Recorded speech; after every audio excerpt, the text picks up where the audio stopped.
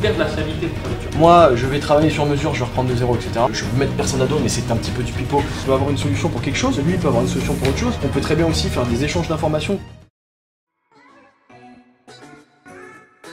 Eh bien bonjour à tous et à toutes les amis, j'espère que vous allez bien. Bienvenue dans cette nouvelle vidéo très spéciale aujourd'hui. Je suis avec Yann, que vous connaissez. Salut Yann.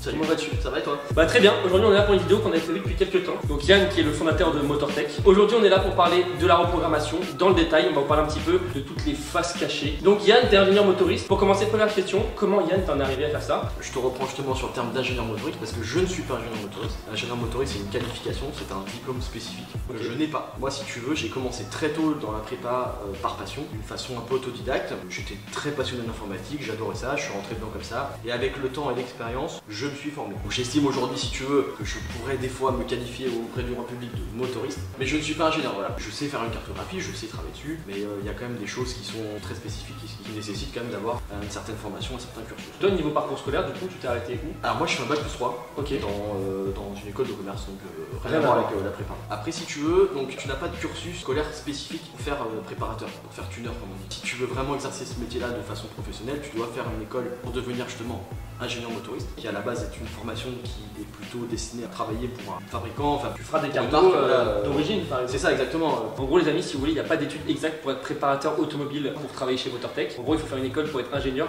pour les marques. Ouais, c'est ça, pour au développement moteur. Qui t'apprend comment travailler un petit peu sur tout ce que tu travailles actuellement. C'est ça, alors on n'a pas les mêmes logiciels, on n'a pas les mêmes outils, parce que si tu veux, notre métier à nous, il est quand même marginal. On est sur une sorte de marché parallèle, donc il n'y a rien qui est officiel, que ce soit nos outils, les connaissances qu'on peut avoir, les informations qu'on peut avoir. Tout est un peu, je dirais, sur du marché noir, on va dire. Ok. Ça comme ça, c'est pas péjoratif, mais c'est malheureusement comme ça qu'on arrive à avoir nos infos. Si tu veux, moi aujourd'hui, je gère donc le volume de traitement du programme, et en plus de ça, je m'occupe de gérer les développements. Moi, je suis pas tout seul pour faire le développement. Derrière, on a une structure qui est quand même assez grosse.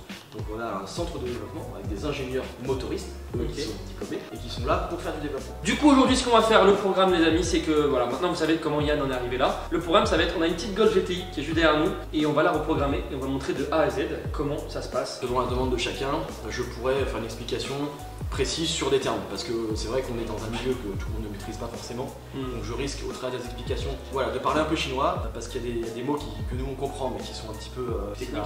Même pour moi, les amis, je suis pas du tout. Donc voilà, si vous voulez connaître, savoir ce que c'est le cliquetis, l'avance à l'allumage, la richesse, etc., n'hésitez pas. Évidemment, avant de commencer cette vidéo, les amis, je compte sur vous pour mettre un petit pouce bleu, ça coûte rien et aujourd'hui vous allez vraiment en apprendre beaucoup sur les termes techniques. Surtout qu'on est, comme je vous dis, avec quelqu'un qui est qualifié pour expliquer un petit peu tout ça et que c'est pas seulement quelqu'un qui est là pour injecter une carto, il fait ses cartos lui-même, donc on saura tout à peu près. Donc voilà, je compte sur vous pour mettre un petit pouce bleu. Si vous avez d'autres questions, n'hésitez pas à les mettre en commentaire. Si les gens veulent te suivre sur Instagram, Yann_MotorTech. Voilà, Yann_MotorTech, pensez à le suivre sur Instagram, ça s'affiche en dessous. Du coup, aujourd'hui, on a une petite Golf 7 GTI qu'on va reprogrammer et on va vous expliquer tout le processus. Alors, Golf 7 GTI, c'est une voiture qu'on connaît très bien, on en a fait beaucoup. Pour commencer, je pense que si on veut vraiment discuter de la reprogrammation aujourd'hui, il faut expliquer comment ça commence au départ. Donc, je disais tout à l'heure qu'on a des ingénieurs motoristes qui sont chez nous, qui ont une cellule spécialisée dédiée, qui n'est pas ici. Les gens-là ne sont pas connus du grand public tout simplement parce qu'ils travaillent dans un environnement cloisonné, parce qu'ils n'ont pas affaire à la clientèle. Quand une nouvelle voiture sort, qu'est-ce qu'on fait? Cette voiture, on essaie de l'obtenir, ou bien par des clients, à qui on va offrir la possibilité d'avoir un prépa, ou bien on va louer le véhicule, ou bien, cas extrême, on va l'acheter. Mais comme par exemple toutes les nouvelles Golf GTI. Comme la Golf GTI qu'on a acheté, c'est pour une bonne raison. Voilà. Okay. Il y a une phase d'analyse qui va durer un certain temps, parce qu'il va falloir déjà qu'on ait des informations pour pouvoir travailler dessus. La première des informations, c'est de savoir déjà extraire la cartographie. C'est pas nous qui nous en occupons. Il y a des sociétés spécialisées qui fabriquent des interfaces, qui permettent en fait d'extraire les programmes des voitures, et qui vont nous permettre ensuite de les travailler. Cette première base, qui ne dépend pas forcément de nous, c'est déjà une forme de hack. Parce que si tu veux, forcément, on va pas aller cogner chez Volkswagen en disant s'il vous plaît, vous pouvez nous aider à prendre le fichier. C'est illégal ou non?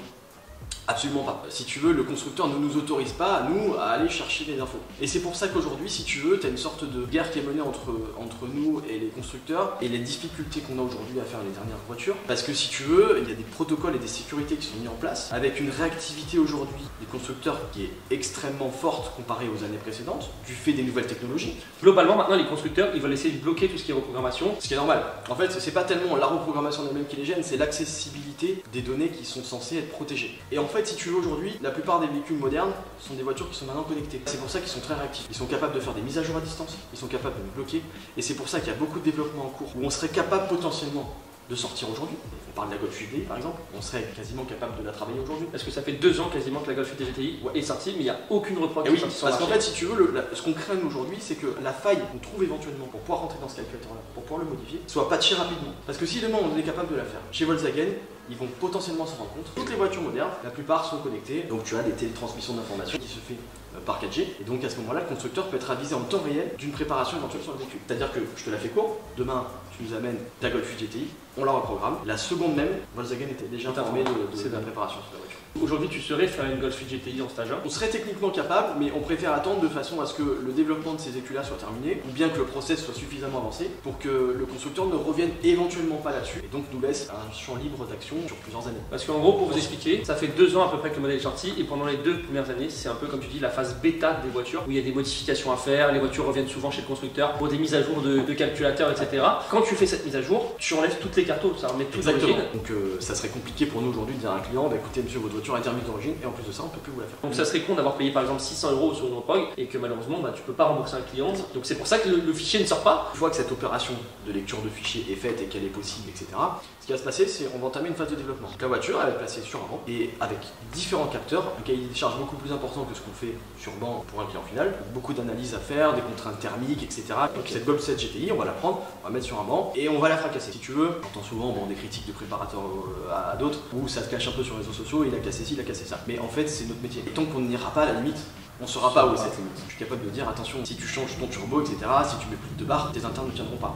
Ton moteur va casser. Parce qu'on le sait, c'est parce qu'on l'a fait. Il va falloir savoir où se trouve la limite. Déjà, tu as une analyse de tous les périphériques du moteur, comment est ta pompe HP, tes injecteurs, ton turbo, je te synthétise. Voir un petit peu, déjà, dans un premier temps, si tu as une grande marge sur ce moteur-là ou pas. Et après, tu vas faire une base de réglage qui est bonne, que tu juges fiable, et ensuite, tu vas éventuellement proposer des évolutions. Ce qu'on appelle, dans notre jargon de préparateur, les stages 2, les stages 3. Tu vas voir où se situe ta limite pour proposer éventuellement au client le stage 2. Le stage 2, ça va être quoi d'une voiture à l'autre, ça va être des choses différentes. Par exemple, moi, un stage 2 sur ta Golf, je te dirais tiens, mets-mini, mais c'était un stage 2 sur une RS3, je te dirais mets un intercooler. Parce qu'on sait qu'il est sous-dimensionné d'origine. Pourquoi? Parce qu'on a fait des mesures, on a fait des essais, etc. Et ensuite, on va proposer le stage 3 avec des upgrades plus importantes, comme le turbo, comme la modification des internes, etc.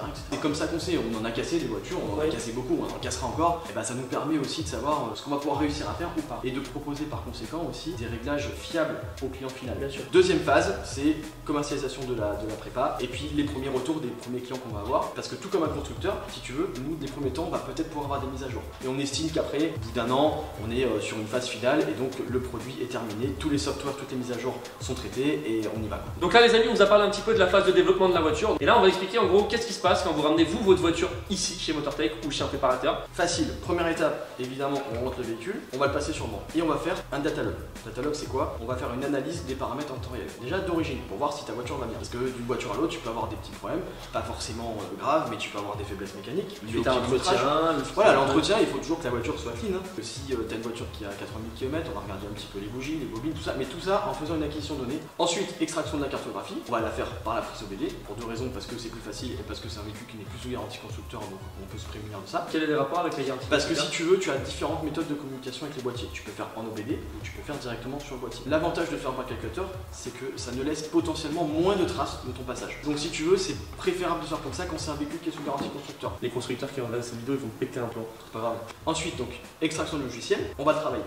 On va le modifier, je vais te montrer rapidement comment ça se fait. Bon, du coup les amis, on vient de monter dans le bureau de Yann, on vient de loguer la voiture comme vous avez pu voir. On récupère le log et du coup tu as tout le fichier qui est sur ton ordinateur. Alors exactement, alors la partie droite ici on a récupéré le fichier, on va en parler après. Et ici en fait c'est le log de la voiture d'origine. Donc ce que je disais, c'est toujours faire un petit contrôle pour voir si tout va bien. Et ce que je peux voir ici, c'est globalement ça va bien. Les choses qu'on peut surveiller, parce que d'une voiture à l'autre c'est complètement différent, les choses qu'en général on surveille là-dessus, bon t'as ta pression de suralimentation qui est là, vous voyez que ça prend pas beaucoup. Une Golf 7 GT d'origine, ça prend 1700 millibars, donc il faut déduire la pression atmosphérique qui est à peu près de 1000 millibars, donc ça fait qu'en gros le turbo d'origine prend 1 bar et finit à 0,7 bar, voilà, 700 millibars. La richesse est bonne, donc 0,80 à la lambda, ceux qui connaissent un petit peu vont dire oh là là ça tourne super pauvre, mais c'est tout à fait normal, d'origine c'est comme ça. Nous par sécurité on va la faire tourner plus riche parce qu'on va rajouter de la pression de turbo, donc on va vouloir diminuer la température d'échappement. On voit que l'avant c'est plutôt pas mal, on a une toute petite correction ici, -1,5 sur le cylindre numéro 3, ce qui veut dire que potentiellement les bougies sont peut-être pas forcément en super bon état, parce que préparé on va rajouter de l'avance à l'allumage, donc on va voir si au niveau de la correction ça suit toujours. Important, intake à température, ça, la température d'air à l'admission est relativement élevée quand même parce qu'on est quasiment à 50 degrés. Voilà, c'est dû au banc, elle a quand même chaud. C'est parfois souvent difficile de reproduire des conditions identiques à la route sur banc parce que du coup tu ne peux pas reproduire à 200 km/h le flux d'air qui va rentrer dans la voiture. Donc forcément, côté admission, échangeur, etc., ça va un petit peu douiller. Et c'est un indice pour nous qui est très important. Il y a autre chose aussi qui est très important pour nous, c'est ce qu'on appelle les EGT, c'est-à-dire les températures d'échappement. Tu vois qu'on est, on est quand même à 975 degrés ici, enfin entre 900 et 970 selon la mesure, ce qui est quand même assez élevé déjà, et ça nous donne déjà une idée que d'origine c'est déjà un peu limite. On va pouvoir bypasser ça parce qu'on va rajouter de la pression. Donc en rajoutant de la pression, techniquement tu vas augmenter tes tempêtes d'échappement, donc tu va être moins fiable. Mais en enrichissant, en mettant une lambda autour des 0,84, 0,82, 0,84, on va mettre davantage d'essence dans les cylindres, et en rajoutant de l'avance, ça va diminuer ta température d'échappement. Idéalement, on essaie de se retrouver à peu près à l'identique par rapport à l'origine. Voilà. Du coup, voilà, ça c'est les données d'origine que tu vas modifier. Voilà, exactement. Et là, à droite, donc, on vient d'importer le programme de la Golf GTI. Alors, on va parler, parce qu'on a dit qu'on allait discuter sincèrement aujourd'hui de tous les aspects de la prépa. Comme tu vois ici, ce qui est indiqué ici 100%, c'est-à-dire que c'est un soft qu'on a déjà fait un sacré paquet de fois. Voilà, à 95% identique, c'est-à-dire que c'est le même soft. C'est une voiture déjà qu'on connaît, qu'on a déjà faite, qu'on a déjà développée en centre de développement. On a des résultats, on sait comment les régler, on sait ce qu'on va faire. C'est pour ça que c'est important de dire qu'il y a beaucoup de préparateurs qui surfent sur le carto sur mesure, carto générique. C'est pas parce qu'on va mettre un fichier aujourd'hui qu'on sait tester, approuver, qui fonctionne bien, que ça sera une carto générique. Comme je vais reprendre l'analogie de la cuisine. Comme un cuisinier qui te sert un très bon plat, il a une recette qui marche, et cette recette, il a dû l'élaborer. On sait qu'on va la faire tourner à telle pression, on sait qu'on va la faire tourner à telle richesse, on sait que ça va fonctionner correctement. Donc on n'a pas besoin ici d'aller s'embêter, si tu veux, à aller se chercher un truc hyper compliqué, ou tu vois. Ça, c'est toute ta map. Chaque ligne, c'est quelque chose. Donc chaque ligne, c'est quelque chose. Donc tu vois, on va revenir un petit peu en arrière ici. Voilà, je comprends rien. là, les amis, on passe dans le thème vraiment technique. Hein. Là, c'est là où tu élabores une map en fait. C'est ça un développement. Alors exactement, ouais, ça c'est des maps d'avance à l'image. Alors évidemment, avec le temps, on sait les reconnaître si tu veux, parce qu'on a l'habitude de travailler là-dessus. Donc ça c'est une map d'avance à l'allumage. Alors tu as beaucoup de choses parce que tu as à peu près 250 maps qui sont modifiées dans un fichier. Okay. C'est pour ça que quand quelqu'un te dit moi je vais travailler sur mesure, je vais reprendre de zéro, etc. Je pense que sincèrement, je veux mettre personne à dos, mais c'est un petit peu du pipeau dans le sens où si tu veux vraiment refaire un fichier, repartir de zéro, il va te falloir 2-3 jours. Ce qui correspond finalement au développement de base qu'on fait sur une voiture. Pour une voiture, on sait, on l'a testé, donc on va refaire la même chose sur la voiture d'un client. C'est comme un soft qui est d'origine dans la voiture. En gros, c'est-à-dire dans toutes les Golf 7 GTI, tu auras la même chose. Tu auras des fois des variantes parce que tu as des mises à jour différentes. Mais Volkswagen va pas dire tiens, on va régler cette Golf là différente d'une autre. Alors ici, si tu veux, sur ta gauche ici, tu as toute la description de toutes les maps qui sont modifiées. Ici, c'est ce qu'on appelle un DAMOS. C'est des fichiers constructeurs qu'on obtient sur le marché noir. Et parce que malheureusement, on va pas toquer chez Volkswagen pour dire s'il vous plaît les gars, est-ce que vous pouvez nous donner un petit peu le calque qui va sur votre fichier pour savoir à quoi ça correspond et comment c'est réglé. Bien sûr, ils donneront pas. Ok, c'est ce qui va nous servir à modifier. Alors effectivement, il y a beaucoup de choses ici, beaucoup de choses qui vont pas forcément nous servir. C'est pour ça que tout ce qui est en vert ici sont des choses qui ne sont pas modifiées. Les maps qui sont modifiées, c'est ce que tu vois ici qui s'affiche en blanc. Parce que il y a beaucoup de choses dont on va pas toucher parce que ça ne nous concerne pas. Tu as beaucoup d'autres gestions de fonctionnement du moteur. Nous, on fait ce qui va. Alors, en fait, tu modifies vraiment ce qu'il y a à modifier pour gagner de la puissance et garder ta fiabilité. Il y a des trucs auxquels t'as pas besoin de toucher. Exactement. Ouais. Alors après, chacun sa recette. C'est pour ça que je vais pas non plus trop en dire là-dessus parce que si tu veux, on a chacun un petit peu sa façon de travailler différente. Ok, bien sûr. Mais voilà, nous on a une recette aujourd'hui qu'on sait bonne sur cette voiture-là, en l'occurrence, et qu'on réutilise régulièrement, qui fonctionne très bien. Après, en fonction des logs, on log à la fin, on va voir. Si je vois que cette voiture-là, parce qu'on a regardé, elle est à 70 000 km, si les bougies sont peut-être pas bonnes, si le turbo est un petit peu fragile, parce que c'est une fragilité qu'on connaît sur cette voiture-là, on va peut-être potentiellement se dire, allez, on va peut-être pas la faire souffler en barre 5, on va peut-être la faire souffler qu'un barre 4 ou un barre 3 parce qu'on sait que c'est un peu fragile. Le turbo c'est la mauvaise référence, on va vérifier dessus. Peut-être que les bougies sont pas en super forme, donc on va peut-être pas trop forcer sur l'image. On va avoir, si tu veux, un petit ajustement très personnel qui va se faire de façon individuelle. Qu'on se dise bien une chose, c'est que 90 ou 95% du travail en amont est fait. On va après faire des petits réglages parce que comme on disait tout à l'heure, une voiture n'est pas forcément l'autre. C'est pour ça que sur ces voitures là c'est plus rapide. Par exemple, tu prends une caisse que tu fais jamais. Une voiture qu'on fait jamais, c'est pour ça qu'il faut qu'on reparte sur un développement. Ouais. Alors on peut pas forcément tout développer parce que tu vas pas, je sais pas moi, développer une Hyundai 3 turbo. Mais si tu veux après, dans le milieu du chip tuning, tu vas peut-être après pouvoir te nouer de relations avec des préparateurs qui peuvent te spécialiser dans des voitures, tu vois. Et toi, tu peux avoir une solution pour quelque chose, lui il peut avoir une solution pour autre chose. On peut très bien aussi faire des échanges d'informations parce que c'est constructif pour tout le monde. Et après, éventuellement faire sa sauce. Et éventuellement nous apporter notre patte parce qu'on va peut-être avoir un regard un petit peu différent, mais déjà avoir ce qu'on appelle une base map. Donc là on vous a montré les amis comment on faisait une carto, comment tu travaillais la carto. Ensuite, ce fichier là, qu'est-ce qu'on va faire? Même chose en sens inverse, on va remettre le fichier dans la voiture et on va refaire des logs pour savoir si le fichier est bien accepté par le véhicule, dans le sens où les paramètres qu'on a donnés, qui sont toujours des consignes, sont bien respectés par la voiture. Donc si la richesse est bonne, si la voiture fonctionne correctement, s'il n'y a pas de problème particulier sur la pression de suralimentation, etc. Vérifier tout simplement l'intégrité du travail qu'on a effectué. Si les logs sont bons, c'est bon, la carto est bonne. C'est ça. S'il y a des défauts, on peut éventuellement les corriger. Soit il y a des défauts de soft et on va éventuellement ajuster dans la cartographie. Soit il y a des défauts sur le véhicule. Par exemple, on peut détecter qu'il y a des bougies qui sont nazes. On va à ce moment-là dire au client il faut les remplacer. On peut éventuellement les remplacer tout de suite. Bon, du coup les amis, sur Instagram, je vous ai fait un posez-moi une question et on allait répondre à 3 de vos questions avec Yann. Alors, la première question, c'est est-ce que ça coûte cher de faire une reprog? Oui et non, ça dépend toujours des voitures et ça dépend de chez qui tu vas. Je te dirais que c'est comme quand tu vas dans un restaurant, ça dépend ce que tu veux manger. Tu as des préparateurs qui sont différents. Moi, je encourage toujours à favoriser les gens vers des grosses enseignes parce que derrière, en général, tu as un travail de qualité, une équipe technique, tu as des ingénieurs derrière, tu as quelque chose. C'est vrai que les petits indépendants, du fait du coût important des développements, généralement ne peuvent pas fournir techniquement un travail de qualité. Et du coup, comment ils font leur carto? La plupart du temps, je dirais que 90% des petits indépendants sous-traitent. Ce sont des cartographies qui sont achetées. En gros, ils achètent la carto et ils te la vendent plus cher. Exactement. Une autre question intéressante de Harold, à partir de combien de kilomètres maximum on peut faire une reprog stage 1? Ça dépend un peu des voitures, ça dépend un petit peu d'entretien. Moi, au-dessus de 100 000 km, je ne suis pas super chaud de les faire. Parce que si tu veux, ta voiture pendant 100 000 bornes, elle a été habituée à rouler avec certaines conditions, certains débits, certaines pressions. Et tu peux avoir des périphériques mécaniques comme le turbo, l'embrayage, etc. qui peuvent déjà présenter des signes de faiblesse. Et forcément, tu vas aller accroître ces faiblesses et tu risques potentiellement d'avoir des problèmes mécaniques à court terme. Je dis souvent, pour donner un exemple, si tu as mal au genou, il ne faut pas demander de courir. Il y a beaucoup de questions qui sont venues sur le pump and mangle, comment ça marche, est-ce que c'est dangereux, etc. Comment ça se passe en fait?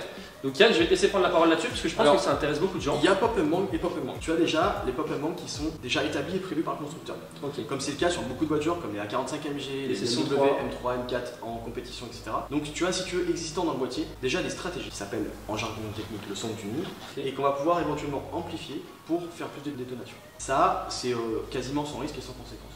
Par contre, en revanche, faire du pop and mangle sur une voiture qui n'avait pas au départ été prévu pour, c'est un phénomène totalement anti-mécanique. On le propose, on le fait parce qu'on a des clients, c'est un effet de mode et ils le demandent. Mais moi, personnellement, je suis totalement contre. Pourquoi? Parce que tu vas aller mettre du retard à l'allumage. Qu'est-ce que c'est le retard à l'allumage? Alors, si tu veux, ça va te permettre que ta détonation, donc l'explosion qui se produit dans ton moteur, ça va te permettre de retarder un petit peu ça de façon à ce que l'explosion se fasse avant que ta soupape d'échappement se ferme. Okay. C'est un peu technique. Mais en gros, si tu veux, ça va péter dans l'échappement au lieu de péter dans le moteur. Et donc, le problème de ça, c'est les contraintes thermiques. C'est-à-dire que tu vas mettre énormément de contraintes sur ton échappement, tu vas potentiellement bousiller ton catalyseur, potentiellement bousiller ton FAP, et les gens ont tendance à vouloir mettre du pop and mangle sur des voitures qui ne sont pas décatalysées, qui ne sont pas défapées, et donc qu'est-ce qui va se passer? C'est un petit peu comme si tu prends un tuyau, ok? Tu prends un tuyau et tu mets une grosse gamelle au milieu qui est remplie, et tu fais péter un pétard d'un côté. Si je te dis de mettre l'oreille au bout, tu n'auras pas beaucoup de bruit. Donc pour faire du bruit sur des voitures qui sont catalysées, il va falloir que tu mettes beaucoup de retard. Et tu vas t'envoyer des flammes, tu vas t'envoyer dans ton filtre à particules, dans ton cata, des flammes, des déflagrations à 1000 degrés à chaque fois. Et au bout d'un moment, ou bien tu vas le bousiller, ou bien tu risques d'avoir des problèmes mécaniques. Je suis pas du tout adepte du pop and mangle. Voilà. Sauf quand il est prévu d'origine par le constructeur. Et là, à ce moment-là, tu as des stratégies de protection thermique, tu as tout un tas de paramètres qui sont mis en place pour que ce soit fait correctement. Alors on fait une petite dernière question quand même pour le bonus, parce que c'est intéressant. Est-ce que si tu fais une reprog stage 1 de base soft, est-ce que tu perds de la fiabilité pour ta voiture? Bien sûr. Prétendre l'inverse serait mentir. De toute façon, au bout d'un moment, chercher de la performance, c'est aller forcément solliciter plus tes éléments mécaniques. Donc tu vas demander plus de pression dans ton turbo, donc tu vas demander plus de débit à tes injecteurs, ta pompe, etc. Ça ne veut pas dire que tu restes pas fiable si c'est fait correctement, mais tu seras nécessairement moins fiable qu'une voiture d'origine. C'est ce qui est tout à fait logique. Bon, du coup les gars, on vient d'injecter le fichier du coup reprogrammé. Voilà, rapidement, pour la mesure à 240 chevaux, 382 Newton d'origine, donc les Golf GT c'est normal, ça sort toujours un petit peu plus. Et préparé, on a 301 chevaux et 500 Newton, donc 300 chevaux, 500 Newton. Courbe rouge pour modifier, courbe noire, courbe d'origine. Voilà. Tu vois, ça repart bien en même temps, donc il n'y a pas, c'est clean. Voilà. Donc là on a passé la voiture au banc, tout est bon, on sort ses chevaux, etc. Là on va juste regarder le log pour voir si tout est bon du coup. Et tu vois que tout à l'heure tu avais vraiment une pression de turbo qui chutait, c'est la courbe verte et orange que tu as ici. Okay. La pression demandée, la pression modifiée. Donc la pression de turbo suit bien la consigne, globalement tu finis à 1 bar 3, donc ce qui est quand même très bien, au lieu de 700 grammes d'origine, donc il y a beaucoup plus de pression. Tu vois en revanche qu'il va falloir, on en parlait tout à l'heure, faire les bougies ou les bobines éventuellement, parce que là on a vraiment une correction d'allumage qui est un peu plus prononcée que ce qu'on avait d'origine. On a aussi une température d'air à l'admission qui est beaucoup plus élevée. Pourquoi? Parce qu'on va rajouter du boost, donc ça va chauffer beaucoup plus vite, et donc forcément tu vas te retrouver avec plus de tempé. On a pris 11 degrés de plus. Ouais, mais en revanche, tu vois tout à l'heure, ici on a moins de tempé d'échappement. On est à 859 au lieu de 910, je crois. Ouais, c'est ça. Et du coup, pourquoi? Parce que tu vois ta lambda ici, je t'en parlais tout à l'heure, on est à 0,83. Donc on va enrichir la voiture, ce qui va permettre de mieux refroidir les cylindres, avec également plus d'avance à allumage. À un client, tu dirais sur ces bougies là. D'ailleurs, probablement qu'on les ferait même sur place. On referait les bougies sur place et on recontrôle après avec un nouveau log pour s'assurer que tout est bon. Bon les gars, c'est la fin de cette vidéo. Est-ce que tu as des petits conseils déjà à donner pour ceux qui veulent faire des reprogrammations? Alors, conseil, le premier, c'est un entretien un peu plus rapproché de sa voiture. Des fois, la périodicité d'entretien, de vidange et tout, il faut essayer de la raccourcir un petit peu. Si c'est un véhicule essence, pensez à faire peut-être plus régulièrement les bobines et bougies. D'ailleurs les amis, si ça vous intéresse, dites-moi dans les commentaires si vous voulez qu'on creuse un petit peu d'autres sujets, comme par exemple l'éthanol, est-ce que ça vous intéresse qu'on fasse une vidéo sur le 85? Dites-moi dans les commentaires quel sujet vous voudriez qu'on creuse et peut-être qu'on fera une petite vidéo avec elle encore une fois. Bah, il y a beaucoup d'autres sujets techniques si vous voulez qu'on les aborde, parce que le problème c'est que sur une vidéo comme ça, on peut pas vraiment aller creuser dans le À détail. durer 5 heures sinon. On a vraiment d'ailleurs commencé à faire des explications super longues qu'on a dû couper. N'hésitez pas si vous avez besoin, on peut creuser, on peut élaborer des points en particulier. Dans les commentaires, vous nous dites ça. On rappelle ton Instagram, Yann Motortech. On est chez Motortech, merci d'ailleurs de nous avoir accueillis. Pensez à vous abonner à la chaîne, mettez un petit pouce bleu. Mon Instagram c'est G3Adrien avec 2 i. Et puis sur ce les amis, Yann, ciao tout le monde. À bientôt. Bye bye. À bientôt.